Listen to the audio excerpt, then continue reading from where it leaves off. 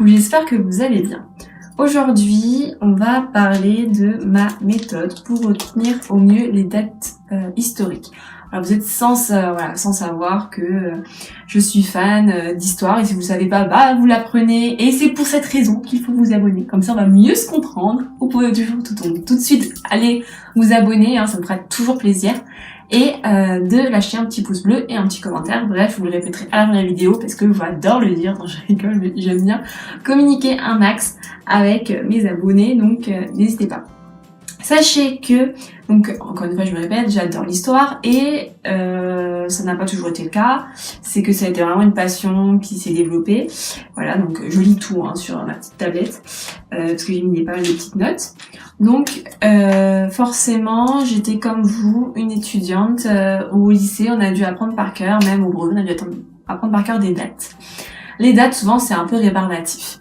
Donc moi j'adore, et je le répète tout le temps, l'histoire, il faut l'apprendre sous forme d'histoire. Voilà, vous êtes plus, bien sûr vous n'avez pas 8 ans, mais une histoire, surtout au bac, où vous avez aussi des dates qui se rejoignent, des choses comme ça.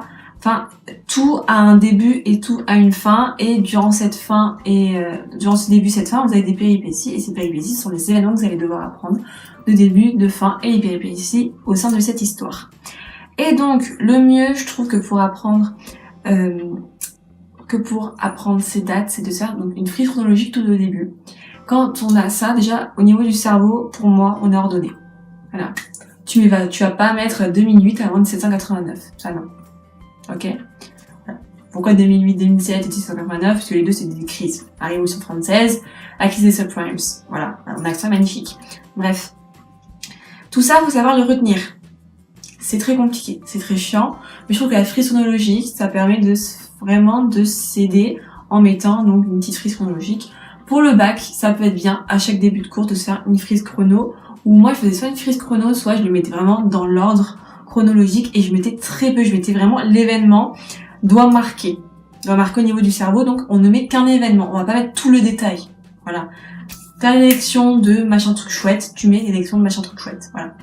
T'as je sais pas, tel chancelier allemand qui fait telle chose, tac, tu le mets. Voilà. T'as la chute de l'URSS, tac, tu le mets. Voilà. C'est important de le redire comme ça.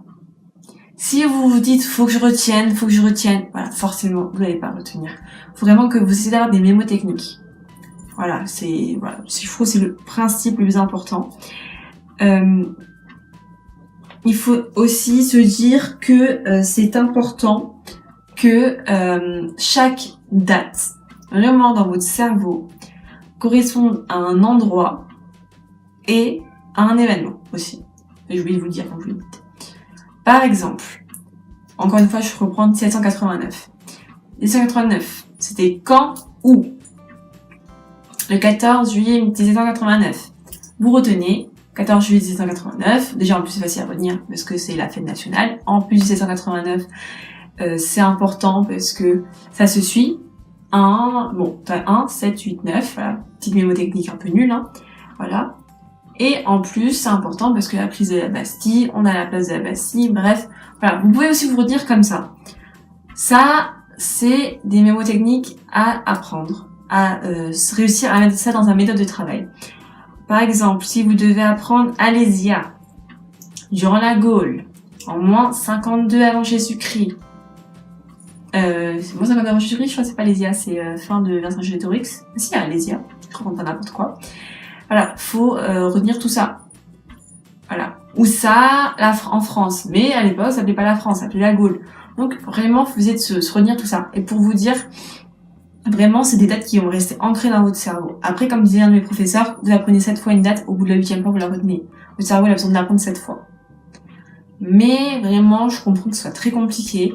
Donc, on retient dans cette vidéo qu'il faut retenir l'histoire en se faisant une histoire, tout bêtement.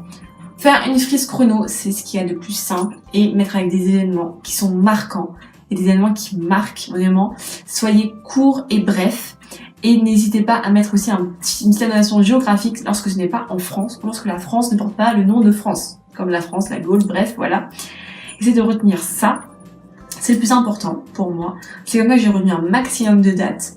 parce que les numéros pour moi ça n'a jamais été la joie. Mon numéro de téléphone il m'a fallu quasiment 6 mois pour l'apprendre alors qu'il casse pas 3 pattes à un canard. Mais faut vraiment essayer de vous le retenir le plus facilement possible.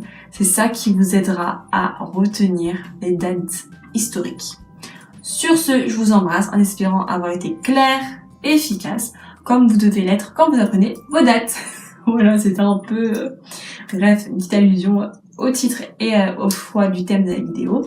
Sur ce, je vous embrasse, on se retrouve pour une prochaine vidéo. N'hésitez pas à mettre votre méthode pour retenir les dates. Voilà, car c'est plus particulier que retenir un cours, hein, forcément. On n'hésite pas à s'abonner et à mettre un petit pouce bleu. Je vous embrasse, on se retrouve pour une prochaine vidéo.